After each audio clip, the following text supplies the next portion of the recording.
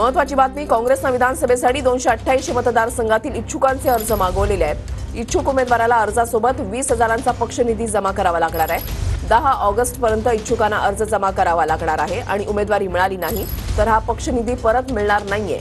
राज्यामध्ये काँग्रेसची स्वबळाच्या दिशेने आता चाचपणी सुरू झाली आहे का, अशा चर्चा आता सुरू झाल्या। गजानन उमाटे आमचे प्रतिनिधी या संदर्भातली अधिक माहिती देतील। गजानन, नक्कीच महाराष्ट्र प्रदेश काँग्रेसनं महाराष्ट्रातील 288 विधानसभा मतदारसंघातील इच्छुक उमेदवारांचे अर्ज मागितलेले आहे आणि सगळ्यात महत्त्वाचं म्हणजे 288 मतदारसंघातले अर्ज मागितल्यामुळे काँग्रेस स्वबळाच्या दिशेने तयारी करत आहे का, हा प्रश्न सुद्धा विचारला जातोय। इच्छुक उमेदवाराला पक्षनिधी म्हणून 20,000 रुपये जमा करायचे आहे। एसटी आणि एसटी तसंच महिला उमेदवारांना 10,000 रुपये पक्षनिधी म्हणून पक्षात जमा करायचा आहे।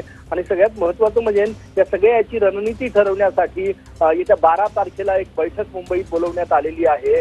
परंतु 288 ही मतदारसंघातील इच्छुक उमेदवारांचे अर्ज जे आहे ते मागवलेले आहे आणि प्रत्येक इच्छुकांनी आपला अर्ज आणि पक्षनिधी हा जिल्हा अध्यक्षांकडे जमा करायचा आहे।